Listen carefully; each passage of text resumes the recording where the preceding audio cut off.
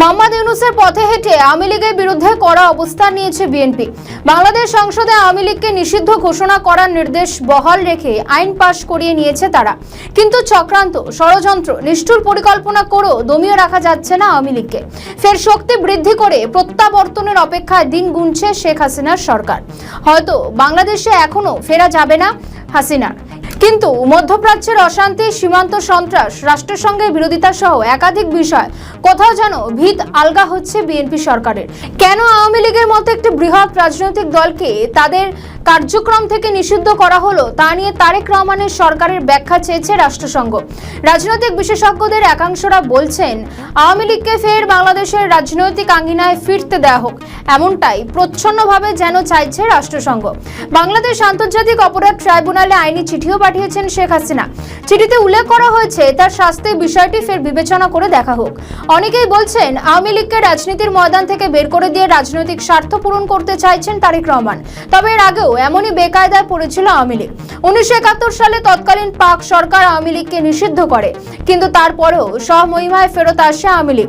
এর আগে বাংলাদেশের কোনো রাজনৈতিক দলকে পুরোপুরি কণ্ঠরোধ করে সরিয়ে দেওয়া হয়েছে এমন নজির ইতিহাসে নেই। বরং প্রতিকূল পরিস্থিতিতে বারবার নিজেকে প্রমাণ করে রাজনীতির ময়দানে নিজের জাত চিনিয়েছে শেখ হাসিনার দল। আইন পাস করে আওয়ামী লীগকে সরিয়ে দেওয়া মানে একতরফাভাবে দেশের শাসন করা। এর প্রতিবাদে বিরোধিতার পথে যেতে পারে বাংলাদেশে আওয়ামী লীগ সমর্থকেরা। এখানে উঠে আসছে আরও এক তথ্য। ইউনূস জামানায় বিএনপি মহাসচিব মির্জা ফখরুল জানিয়েছেন, অধ্যাদেশ এনে কোনো রাজনৈতিক দলকে নিষিদ্ধ করা সঠিক নয়। কিন্তু সেই পথে হেঁটেই আওয়ামী লীগকে নিষিদ্ধ করার রাস্তায় হাঁটল তারেক রহমানের সরকার। সরকার গঠনের আগে এক কথা, আর ক্ষমতায় এসে ভোল বদল। এই নিয়ে সরব আওয়ামী লীগ তথা রাজনৈতিক মহলের একাংশ।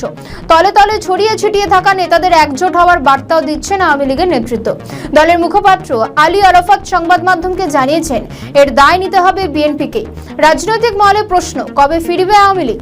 আদালতে আইনি লড়াই করে নিষেধাজ্ঞা বাতিল করতে পারলে ফের ঘুরে দাঁড়াতে পারে তারা।